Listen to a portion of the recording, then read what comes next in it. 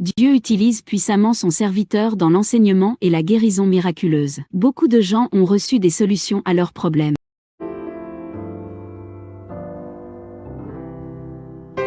Il m'invoquera et je lui répondrai, je serai avec lui dans la détresse, je le délivrerai et je le glorifierai. Je le rassasierai de longs jours et je lui ferai voir mon salut.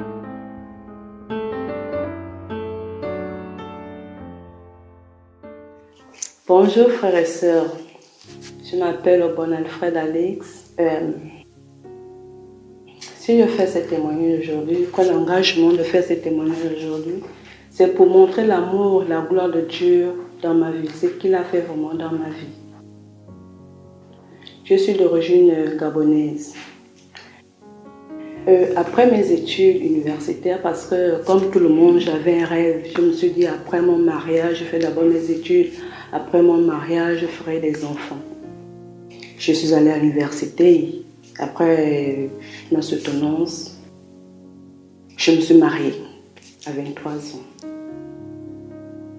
À ma grande surprise, 1 an, pas d'enfant, 2 ans, pas d'enfant.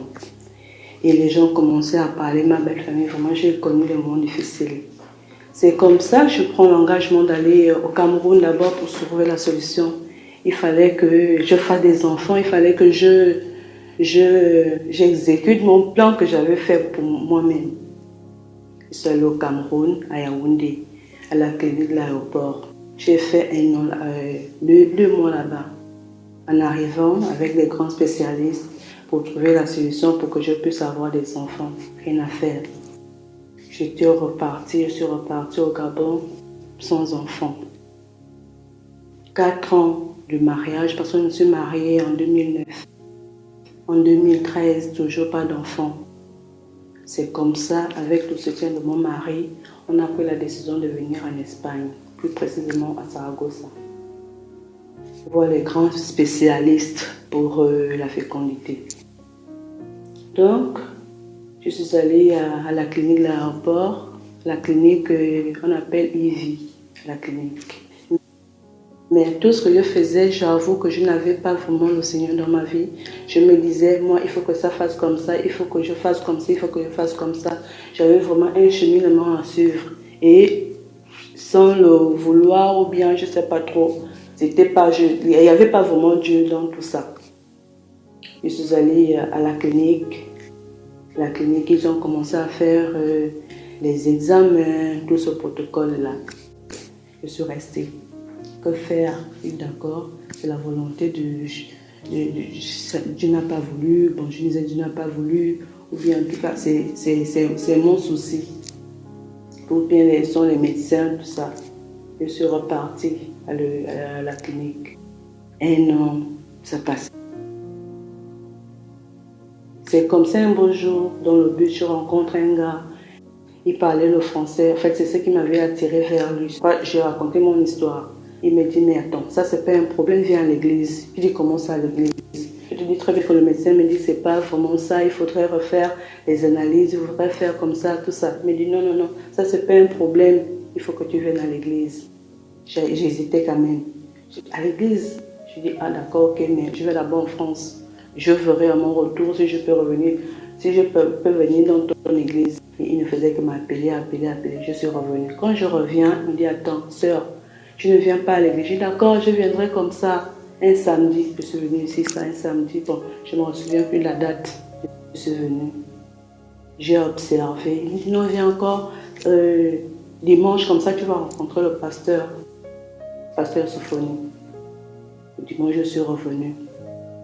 Quand je suis arrivée, après l'église, j'ai eu l'entretien avec le pasteur. Tout d'un coup, je me suis sentie libre, je ne sais pas pourquoi. Peut-être l'entretien que j'avais eu avec lui, je me suis sentie libérée. Le pasteur m'a bien accueillie, l'église m'a bien accueillie. Et le pasteur m'a demandé, parce que je devais repartir voir le médecin, c'était un vendredi, non, c'était un jeudi. Il m'a dit non, c'est vrai qu'on ne fait pas les délivrances des mercredis, mais on le fera spécialement pour toi. Pour mon mariage, comme tous les Africains, je pense, quand on se marie, on se dit, on s'est marié, les mois qui suivent, c'est l'enfant. Moi, je me suis mariée et déjà, bien avant, les parents de mon mari ne voulaient pas vraiment de se marier, je ne sais pas pourquoi. Ils disaient, oh non, elle est étudiante, intellectuelle, tout ça, elle ne mettrait pas, elle ne fera pas vraiment, c'est pas une femme à marier. Je me suis mariée, pour avoir l'enfant, c'était compliqué. Mes beaux-parents ont vraiment fait ce qu'on appelle la guerre. J'ai subi tout genre d'humiliation. Ils m'insultaient de tout genre. Elle ne fait pas d'enfants, elle ne fera jamais d'enfants. Au point que ils ont même pris les petits enfants. Quand je reviens en train de chanter, celle qui ne fait pas des enfants, celle qui ne fait pas d'enfants. Mais bizarrement, je ne sais pas si c'est l'esprit de Dieu qui m'animait. Je disais toujours, vous n'êtes pas Dieu, je ferai des enfants. Vous n'êtes pas Dieu, je ferai des enfants. Je me suis mariée en 2009. En 2009, 2010, 2011, 2012, 2013, 2014, c'est en 2016, le 16 janvier 2016, le 13 avril 2016 que j'ai eu mon fils. Je ne peux pas dire le nom exact, hein, parce que j'ai vraiment consulté beaucoup de gens. Je ne peux pas dire le nom exact. Pourquoi? Parce que au début, après mon mariage, parce que mon père était tellement strict, c'était un enseignant, donc il ne voulait rien entendre des hommes, tout ça. Donc après le mariage, il m'a dit, mon père, là je ne peux plus rien dire, il faut maintenant avoir des enfants. C'est comme ça que je me rends compte. Alors, donc le mariage signifie enfant.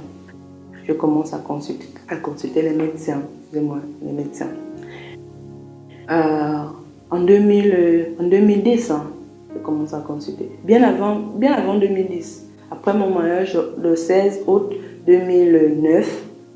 Donc en septembre, octobre, je voyais un spécialiste, le docteur Medom. Dieu est son nom, il est même décédé. Il m'a dit que mon utérus était renversé. Je suis sortie de là vraiment. Après, en 2010, je suis allée au Cameroun voir j'ai oublié son nom, San-John, clinique d'aéroport. Je suis allée là-bas. Ça n'a rien abouti. Je suis revenue au pays. Quand j'arrive, j'ai consulté un autre médecin, Peter, docteur Sandra, j'ai consulté beaucoup de docteurs, de médecins. Après, je suis allée chez Krombeck. Je ne sais pas, un Français qui exerçait au Gabon, Krombeck. Et c'est Krombeck qui me dit, ma fille, c'est impossible d'avoir des enfants comme ça. Il faut que tu ailles ailleurs, peut-être à l'étranger. Je me suis dit, c'est comme ça que je suis venue ici en France. Mais bien avant ça, mon père, à moi, m'avait amené chez une dame pour faire les piges. Hein. Il m'a amené là-bas, tout ça. J'ai dit, papa, non, fais. Je suis partie. Ma mère aussi, après, je me suis dit, non, pardon, moi, j'arrête tout ça, je ne peux pas, je suis allée voir deux dames comme ça, deux. Après, j'ai arrêté. J'ai dit, non, je préfère faire confiance. Je ne parlais même pas à Dieu. Hein. Je préfère faire confiance à la médecine moderne. L'histoire là, non. Donc, pour dire que j'ai vraiment parcouru les médecins pour avoir la solution à mon problème avant de venir ici. Et le pasteur m'a demandé, parce que je devais repartir voir le médecin, c'était un jeudi. Il m'a dit non, c'est vrai qu'on ne fait pas les délivrances des mercredis, mais on le fera spécialement pour toi. Il faut venir mercredi, on fait les délivrances mercredi. Comme tu dois revoir le médecin jeudi, il faut d'abord venir ici. Tout va aller mieux puisque tu n'avais pas le Christ en toi. Mais comme tu es venu et tu reconnais maintenant le Christ, tout va aller mieux. Je suis venue le mercredi, c'était à 16h. On m'a fait une grande délivrance ici mercredi avec des prophétesses, tout ça, c'était mercredi.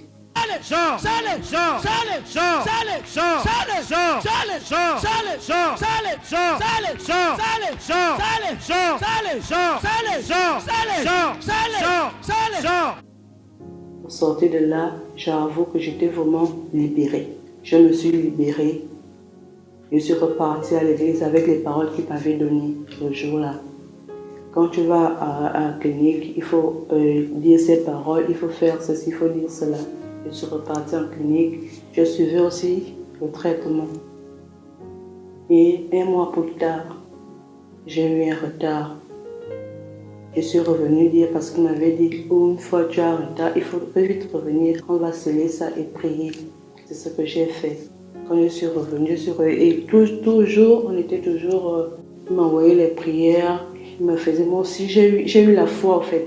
Je pense que c'est ça, j'ai eu la foi. Je me suis dit, mais si Dieu a permis que je sois à cet endroit et je me sens bien, c'est qu'il a un plan pour moi. J'ai suivi vraiment les instructions du pasteur. On a continué à prier. À un moment donné, à 2 mois de grossesse, la grossesse ça menaçait. Je suis revenue, non, Dieu t'a libéré. Tout va aller mieux. Ne crains rien, ma fille. Quelles que soient les conditions, il faut toujours prier. Il faut toujours prier. Et sans m'en rendre compte, c'est ce que je faisais. Je suis repartie en France à 4 mois. Il fallait que je revienne 5 mois de grossesse pour toujours continuer avec les prières, Et quand je suis repartie en France, parce que c'était couché, je suis allée en France à 7 mois de grossesse. On a continué toujours à prier avec une autre, toujours dans la prière. J'arrive en France, j'ai accouché. Vraiment, j'ai l'habitude de le dire.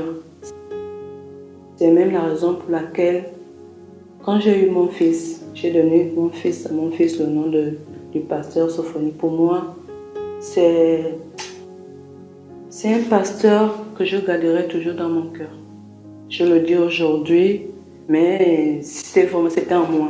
C'est vraiment toute ma vie, le nom, ce pasteur, je le garderai toujours dans mon cœur. Parce que ce qu'il a fait de moi, par le nom de Jésus-Christ, je ne pourrai jamais oublier ça.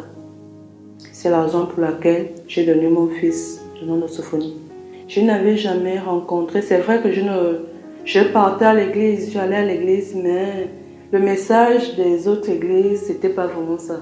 Mais je n'avais jamais rencontré un homme de Dieu tel que le pasteur Sophonie, parce qu'il ne m'a jamais rien demandé.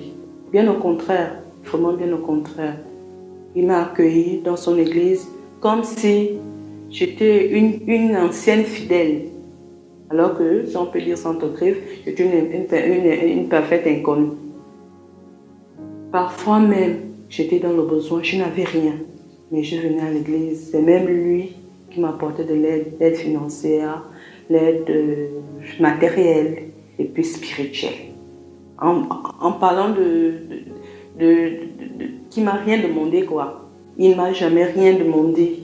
Donc c'est un peu ça. Que ce pasteur pour moi, ce serait un homme inoubliable dans ma vie. Et la preuve, à chaque fois que je vois mon fils, Sophonie, ça me fait toujours penser à l'église, ça me fait toujours penser à Sardas. Si on peut consulter tous sortes de médecins, mais s'il n'y a pas la présence de Dieu, rien ne sera fait.